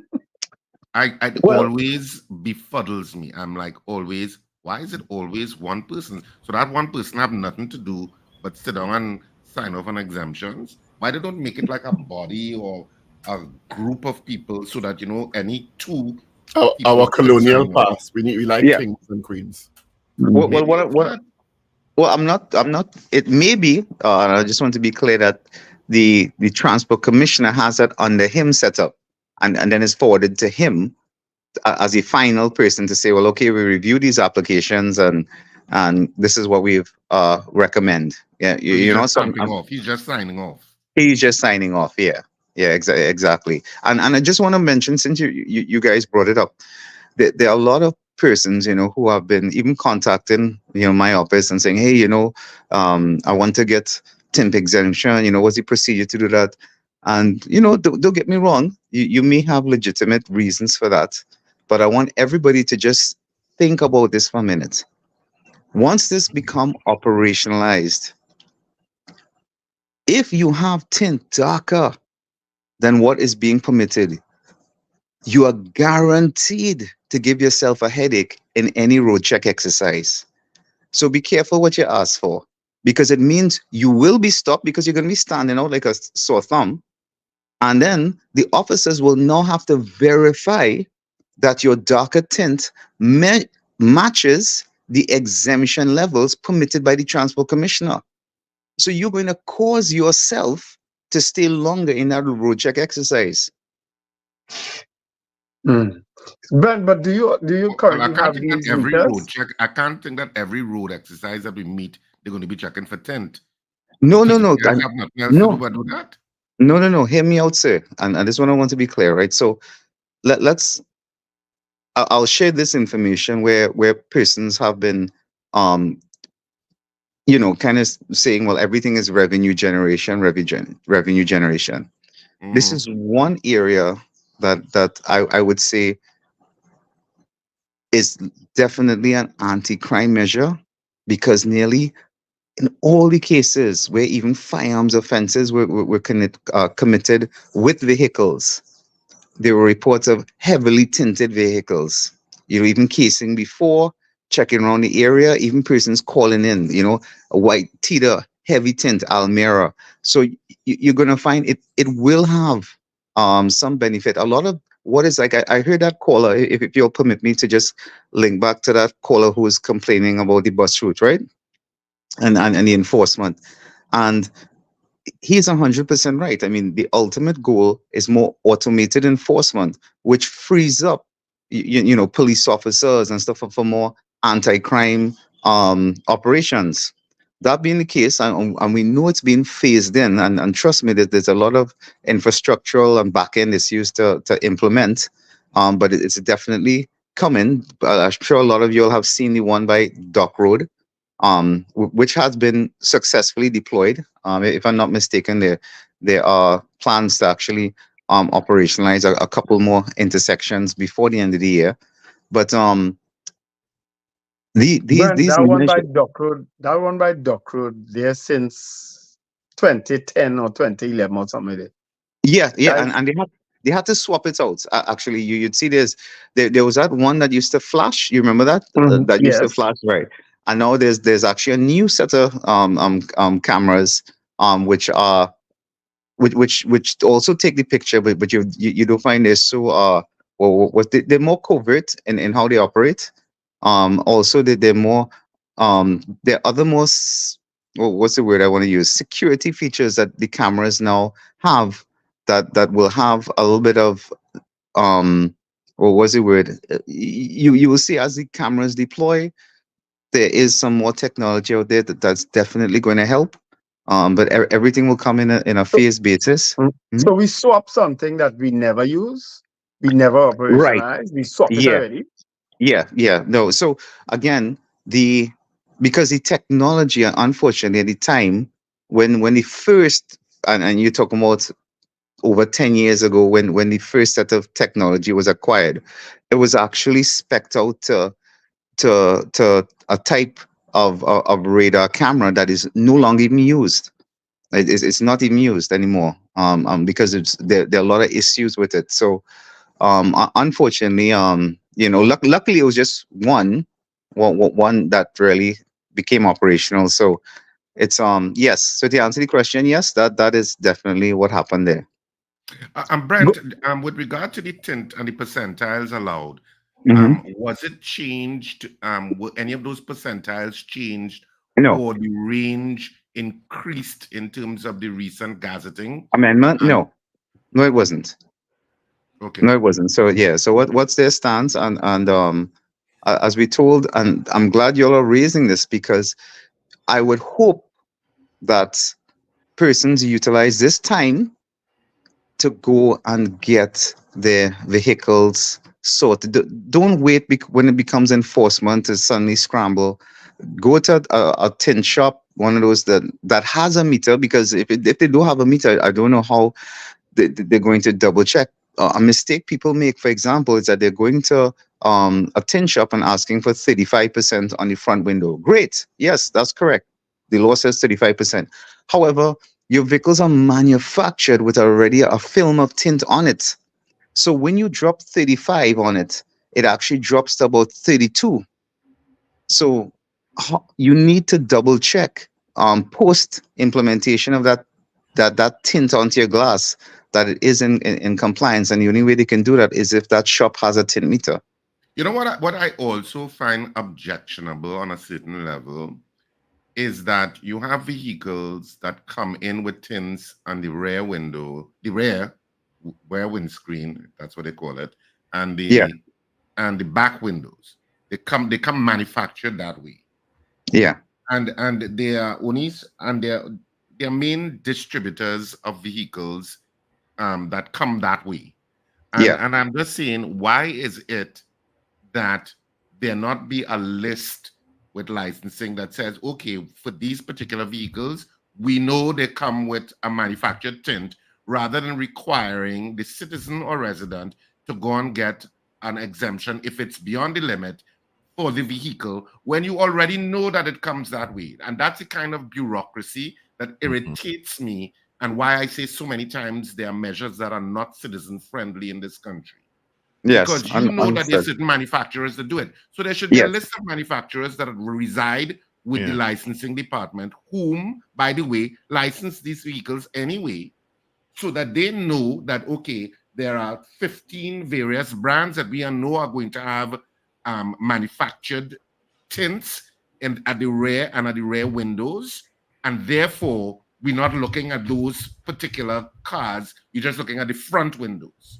Yeah. But Yes. what we have now in the law is that you have to now go and get an exemption, even though the car come that way. It's nonsensical. Yeah. Yeah. Additionally, with that too, Brent, is the certain cars come in with apart from headlights, extra lights in front. That when you buy your vehicle, you have to get a letter stating that the car came this way. Yeah, that's right. And I know the former transport commissioner gave a more or less a blanket exemption stating that, listen here, once any vehicle comes with these extra, and even the confusion between a curb light and a fog light, any of those attachments to the front, and it came with it, what they call a OEM spec, then it would be considered lawful. And unfortunately, somewhere when they go to enforce, there seems to be some sort of gap in understanding that, or persons question the validity of that order to begin with. So sometimes it places the citizen in that state of doubt on whether the state is Unfriendly illegal. position with regard to state machinery. Yeah. And it Yeah. doesn't make any sense. So what if a car comes with a fog light? A fog light is what? A crime some big criminal offense you committed because you have a fog light. I mean, seriously. Yeah. So again, that's the directive of the Transport Commissioner to try and streamline that. Those issues. I also want to mention. I know one of the issues. Steve Khan had reached out to me. Well, one was over the weekend we had road death where a guy, ran over a pedestrian, but the pedestrian has actually turned into almost mincemeat because of the vehicles coming behind, and the driver was the driver did stop. They were thinking social media or how a person could just drive off, but the driver did stop, and persons have to understand though it's a tough area of from a public safety standpoint for the police to deal with, because a lot of times these persons are running across the highway and these are 3 lanes, um depending on which carriageway it is, and at speeds of 100 kilometers an hour. When a lot of these persons are from no fixed place of abode, they run across the highway with just a short pants, and they're very hard to see. So it really puts the driver in an untenable situation. And we always wonder they get knocked down under a crosswalk. And yeah, 'cause underneath crosswalks, underneath sometimes you overpass where they could have used with this pedestrian access as well, and it's tough to target that culture. With regards to, I think you had also asked the question in regards to a video circulating with where a wrecker hit a pedestrian. I know the Shogunist police have they impounded the vehicle. The driver is supposed to surrender to police today. So it's and those who saw that video, it was circulating. I mean, it was really mind-boggling how he could not see that guy who was actually literally doing his work early in the morning on the road. So that brings to the question, Brent. Let's bring up this accident where an individual hit a guy, hit his truck from behind, and he died. The vehicle, he then drove the vehicle by a relative, and then waiting for him to turn himself in. That boggles my mind. Right. So so it didn't happen like that. I just want to be clear. He drove the vehicle by the relative, right? When the police got the information that that's where the vehicle was, he was no longer there. He had already returned to his army base there in South. You remember that's where the interview had to take place, because he was confined to, remember they have their own disciplinary procedures too, but it's where the police had to do the interview. As far as I'm aware, the file is had been sent for the DPP, as you know, because any prosecution of members of the armed forces also have to go through the DPP's office. Brian, just quickly going back to the issue of the tin, do you all have the meters right now on hand so that you all could start this process? And No. how long and if not, how long is it expected to take before you all start using it? Right. So the police do not have any in hand as yet. I know licensing may have. I don't want to give a timeline, but there are. I would say I'm giving an operational estimate, knowing what has to be done behind the scenes, that perhaps 2 months before actual enforcement operations can actually begin, because the Ministry of Works really wants to do some heavy sensitization. I know we already have some videos, but what I want to say is we already have, I think if I'm not mistaken, it's over 200-300 officers trained in the use of the 10 meters. So it's just the device distribution. I know that the Ministry of Works already procured some. So it's just a matter of distribution to law enforcement agencies. Yeah. Because when we spoke with the transport commissioner 3 weeks ago, he said that he had instructed his officers not to pull in any vehicles and deal with this tin thing. Am I mistaken, Paul? I think he said that. Something around that, yes. Not valve.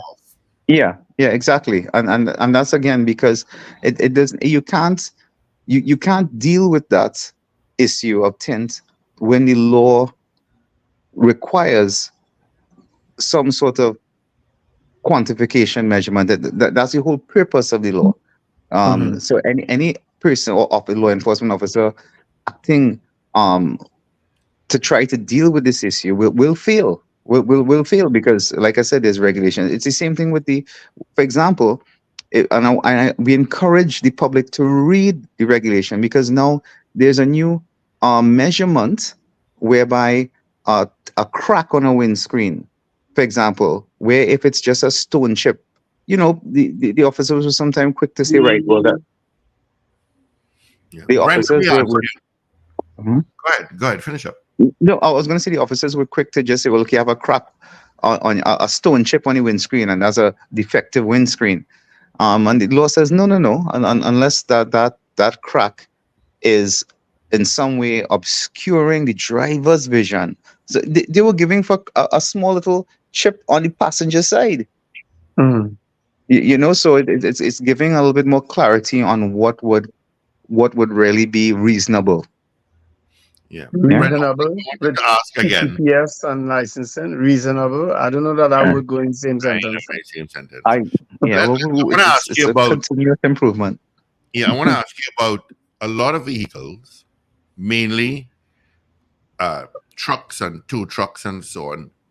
They have 1 billion lights in front of their cars and vehicles that just keep flashing. Isn't that against the law? Okay, so in some cases, we have stopped tow trucks with those same fancy lights, and they have been granted exemptions. Now, really and truly, those lights, those warning lights, are only supposed to be utilized when they're in the process of recovery operations, and no other reason, not to just drive up and down the highway like a patrol. You know, so it's a breach of their conditions of being granted for those authorization of the lights. Maybe we could open the lines. Maybe we could also open the lines with Brent. Steve? Yeah, Brent?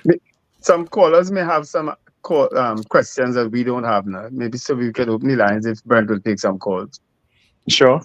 Yeah, Brent, but I was going to ask you, I lost my train of thought there for a second. All right, so we'll take some calls. Yeah, it's 222-8255. You can give us a call right now. I was going to ask you, and I completely forgot about it. All right. Yeah, we'll take some calls. 222-8255, toll-free North Americans. If you have a question, even though you're North America, you can give us a call at toll-free 866-525-1099 on our message board as well. Yeah, Brent, are there designated places? I don't know if you would know. Well, I know Schaffler Auto Services is probably one, where you can check your tint to make sure that you're compliant. No, I'm not too sure where the tin shops are that would have that type of equipment. I'm hoping that they would market themselves with it, though. Yeah, I know Schaffler Auto Services. I know Schaffler Auto Services for once provides that service. So I know they do it. Yeah, I see some vehicles that the front windshield, 12 o'clock hot sun, and you can't see anything in that car. Yeah, but even when we set up before, what we were trying to do even with the highway patrols is that, we would set up certain times and communicate, go to the malls, saying that, if you want to bring your mall, we'll have, 2 highway patrol units there. You could bring your cars, and we will check your tint if it's in Gulf City Mall or Mid-Center Mall or wherever it is, Yeah. We do have some calls coming in, Brent. Good morning, caller. Gentlemen, good morning. Morning. Morning. As it relates, there's so many things one could ask you, but I'll limit myself to just probably one area. In recent few years, we have developed or gone to dual lane roundabout. And it seems that Trinidadians are still confused with the proper use of these dual lane roundabouts, where people, especially, I can tell you, I was in a minor accident at the Cape down a roundabout, where people on the right lane or the inner lane coming over the overpass from Kirep would want to swing left from that right lane into the southern main road. The exit, Use the left lane to go around the roundabout, to go left or to go into Valsane South and so on, are being crossed by these vehicles. Can you shed some light in terms of what it is your department might be doing to enlighten drivers along with maybe the Ministry of Works and Transport to get it right in terms of what is the correct use of these dual lane. Westmall, I'm sure you can say that you had several accidents that took place where it was done at the Westmall roundabout. I'd like to hear your comments, please. All right. Right. So you're correct. There is a gap in education of drivers and the correct use. Even though a lot of people might say it's common sense, but it's not. It's interesting because a couple of weeks ago we actually did a segment on Beyond the Tape, and one of those segments was correct use of the dual lane roundabouts, and we are explaining to people why it's so important to know where you're going, to occupy it correctly, and to take the correct exit.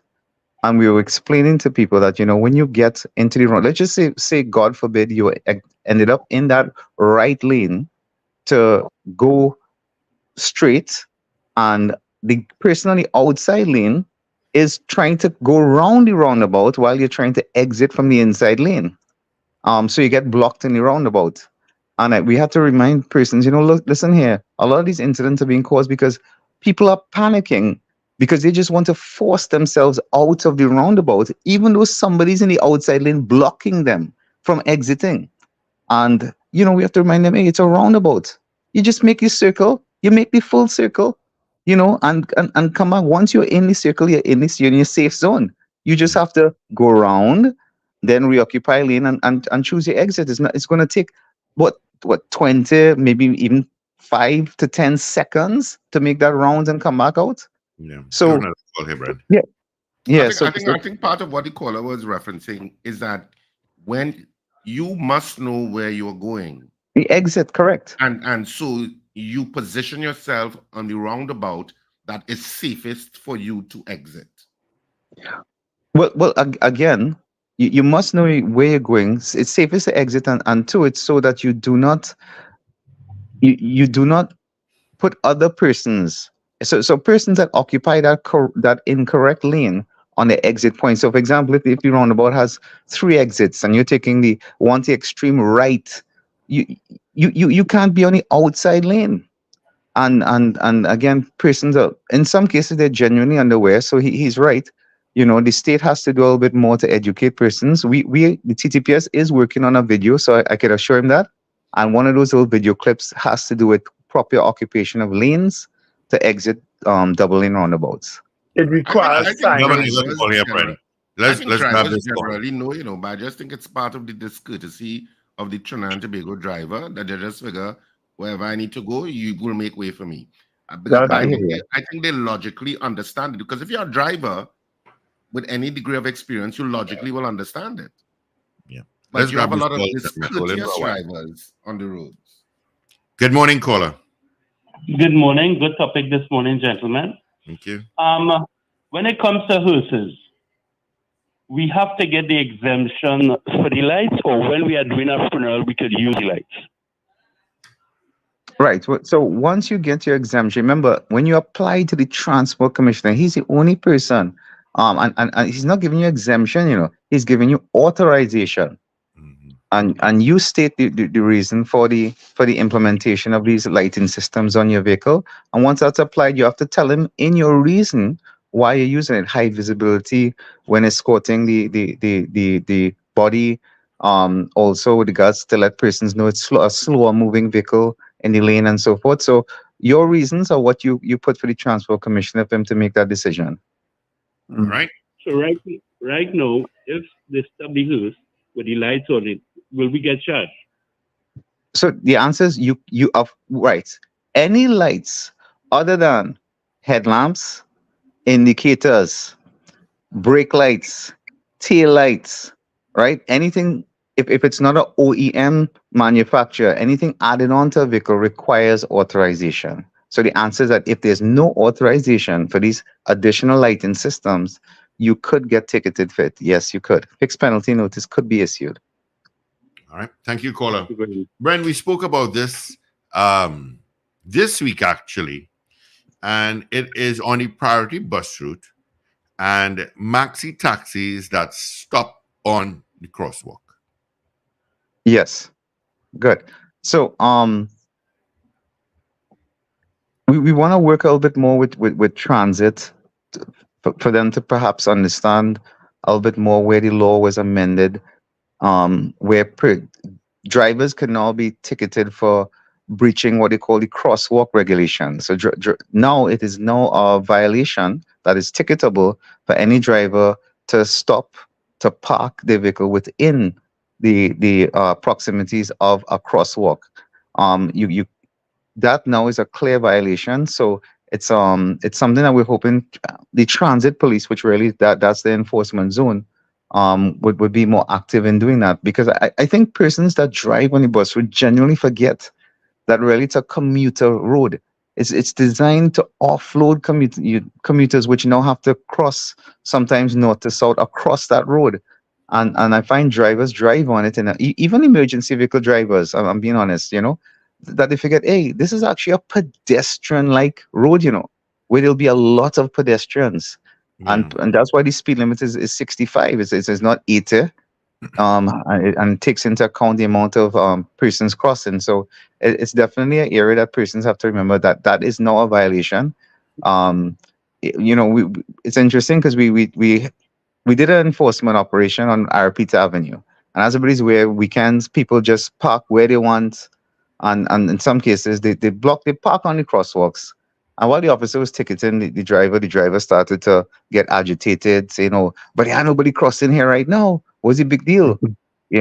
So and those are the things you're going up against. That's not the point, sir. This is the safe haven area for the pedestrian. All right, That's exactly what Richard was referring to just now. We just have Yeah. a very lawless culture when it comes to driving. And anybody who parking on a crosswalk and arguing against that ticket, he should get a next one too. For being Even an idiot. I noticed even in the San Juan area, maxis stop on, if they're heading into Port of Spain, they stop on the left. So if cars are heading westbound, they have a red light, they come on the oncoming lane. In Kira, Right, yes. in Tunapuna, when they pass the traffic light, the back of the maxi is still blocking the road, the intersection. Yeah, and it's just courtesy, it's just a little bit of courtesy. That's what we ask you.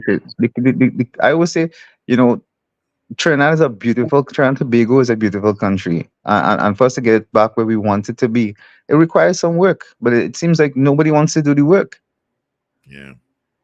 Right, and with regard to the issue of, I don't know how much you can talk about this particular topic, Brent, but the issue of stolen vehicles, because I saw a list in the newspapers recently where they listed the most popular cars to be stolen. Of course, the Tida reigns as king of stolen cars.